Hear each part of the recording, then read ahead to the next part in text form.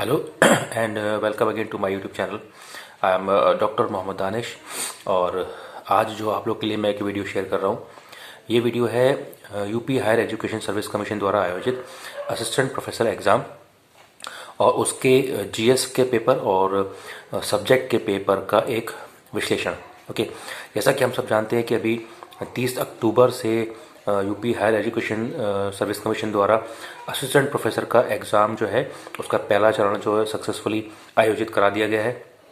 और उसमें प्रथम पाली में और द्वितीय पाली में जो है पेपर कराए गए अलग अलग विषयों में।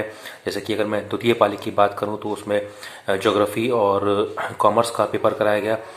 तो जैसा कि मैंने बच्चों का रेस्पॉन्स देखा और मैंने फिज़िकली भी बच्चों से इंटरेक्ट किया और बच्चों ने मेरे चैनल पे भी कमेंट किया है, तो और जो भी मैंने वीडियोस और यूट्यूबर्स ने डाली हैं मैंने उनको भी एनालाइज़ किया और मैंने खुद भी पेपर दिया है UP higher education service commission का।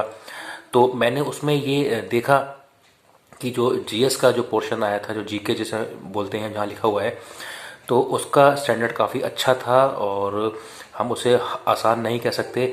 काफ़ी बच्चों को उसमें दिक्कत आई क्योंकि सवाल सीधे सीधे नहीं थे। कुछ सवाल थे जो कि आसान थे, जो कि हमेशा से पेपर में आते हैं, लेकिन काफ़ी क्वेश्चंस अच्छे थे। और अगर आपने पहले से काफ़ी तैयारी नहीं की हुई है तो आप उस जीएस के पोर्शन में अच्छा स्कोर नहीं। तो जैसा कि मैंने जीएस के पोर्शन को जब एनालाइज किया तो उसमें कुछ सवाल तो आउट ऑफ सिलेबस भी थे, जो कि बच्चों ने भी कहा। जैसे कि एक सवाल था जो कि मिड लेवल से पूछ लिया गया था, तो उसका कोई औचित्य नहीं था वहाँ पूछने का, लेकिन वो अब आयोग ने पूछा है तो हमें तो सवाल का जवाब देना ही है।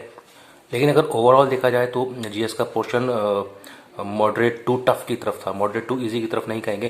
कुछ ही सवाल उसमें आसान थे और काफ़ी सवाल उसमें कंप्यूटर्स से पूछ लिए। कम से कम 8 से 10 सवाल जो थे स्ट्रेट अवे एक लाइन से उन्होंने कंप्यूटर्स से पूछ लिए। तो अगर जिसे कंप्यूटर्स की समझ है, चीज़ों की समझ है, तो वो तो उन्हें आसानी से कर जाएगा। लेकिन जिसको समझ नहीं है तो उसके लिए दिक्कत की बात है, क्योंकि मैंने बहुत से बच्चों को देखा कि ज़्यादातर बच्चों ने जो कंप्यूटर्स वाले सवाल थे वो गलत किए और जो हिस्ट्री के सवाल थे वो बच्चों ने गलत किए।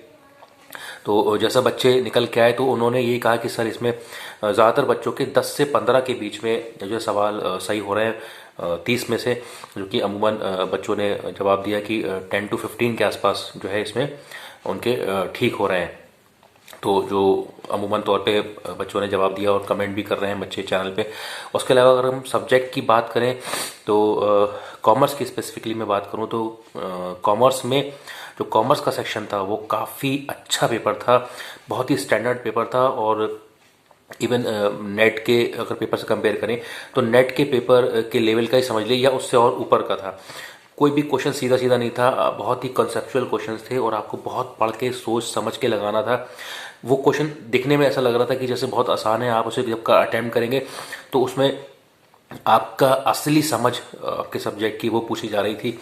तो मुझे उम्मीद है कि और भी सब्जेक्ट्स में इसी तरीके का रहा होगा, क्योंकि मैंने जब ज्योग्राफी वाले बच्चों से इंटरेक्ट किया, काफ़ी बच्चे मुझे मिले ज्योग्राफी के, उन्होंने भी यही कहा कि ज्योग्राफी का पेपर का स्टैंडर्ड बहुत ही हाई था, बहुत टफ था।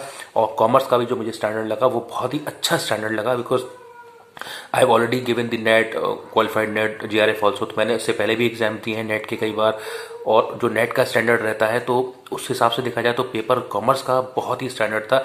लग रहा था कि हाँ असिस्टेंट प्रोफेसर के एग्जाम के लेवल का बनाया जा रहा है, चाहे वो स्टैट्स के सवाल हो, चाहे मार्केटिंग के हो, चाहे अकाउंटिंग के हो, चाहे इकोनॉमिक्स के सवाल हो। जो भी सवाल थे बहुत ही स्टैंडर्ड सवाल थे। और मैं भी जब सॉल्व कर रहा था उसमें बहुत सोच समझ के पढ़ के, ऐसा नहीं कि देखा और आंसर लगा दिया, जैसे कि और एग्जाम्स में जैसे पीजीटी वगैरह में हुआ या जीआईसी वगैरह में था तो उसमें आपके सामने आंसर दिख रहा था। यहाँ पर आपको दो ऑप्शन थे, उसमें से कोई एक भी हो सकता है, दूसरा भी हो सकता है, इस तरीके के उसमें सवाल पूछे जा रहे थे। तो अगर मैं पेपर को एनालाइज करूं या पेपर की जो है एक एनालिसिस करके बताऊं तो मुझे जो लगा पेपर थोड़ा सा टफ था कॉमर्स का। और अगर उसकी कट ऑफ की बात करूँ तो बच्चे जैसा कि मुझसे सवाल कर रहे हैं कि सर उसकी कट ऑफ पे बताइए, तो कट ऑफ के बारे में इतनी जल्दी बताना बहुत जल्दबाजी होगा, बिल्कुल वेग होगा, क्योंकि मैं भी उसके आंसर्स काफ़ी हद तक निकाल चुका हूँ और जो बचे हुए आंसर्स हैं वो भी देख रहा हूँ। तो पहले मैं आप लोग के साथ कॉमर्स के सेक्शन की आंसर कीज़ आपके साथ जेन्यून आंसर कीज़ शेयर करूँगा, जो कि बिल्कुल एक्यूरेट आंसर्स होंगे, जो कि 99.9% वही आंसर आयोग के भी होंगे, क्योंकि एक जल्दबाजी करना किसी भी सवाल को लेके।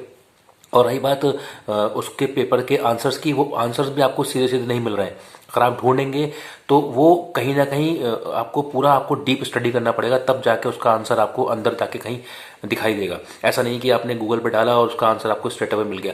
स्ट्रेट अवे सवाल दिए ही नहीं गए थे, बहुत ही डीप सवाल दिए गए थे। तो इसमें जो है जिसको बहुत ही अच्छी कॉन्सेप्चुअल नॉलेज होगी कॉमर्स की वो ही कर पाएगा, अदरवाइज हर किसी के बस की नहीं है कि उस कॉमर्स के पेपर को हिला ले।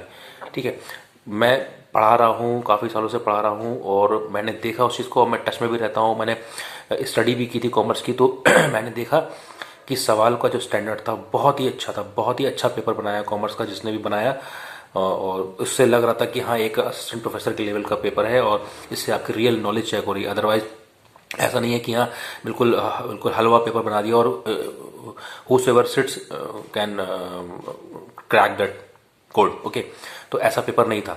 मतलब टाइम लग रहा था पढ़ने में, क्वेश्चन को पढ़ के सोच समझ के ही जो है आपको अटेम्प्ट करना, चाहे वो स्टैट्स के सवाल हो, चाहे वो मार्केटिंग के हो, कोई भी सवाल सीधा सीधा नहीं था। मतलब मुझे भी कई बार सवाल बाद में आके मैंने अपने कलीग से पूछे कि इसका आंसर क्या है, इसमें क्या जवाब होगा। तो इस तरीके के सवाल थे।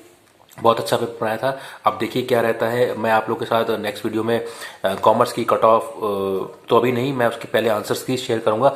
उसके बाद जब बच्चे अपना अपना स्कोर चेक करने के बाद मुझे शेयर करेंगे तभी मैं उसके कट ऑफ के ऊपर वीडियो बनाऊंगा।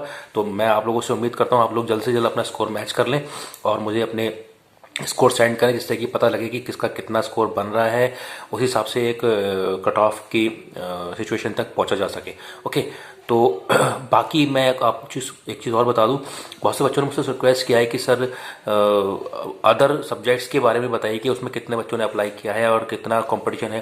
जैसे कि मैंने अपनी पिछली वीडियो में एक बताया था कि कुछ चुनिंदा सब्जेक्ट्स मैंने लिए जिसकी मुझे जानकारी थी कि कितनी सीट्स हैं, कितने आवेदन आए और पर सीट कितना कंपटीशन है। तो काफ़ी सब्जेक्ट बच गए हैं। तो मैं as and when I get the information मैं आपके साथ उसे भी शेयर करूंगा, जिससे आपको अंदाज़ा लग जाएगा।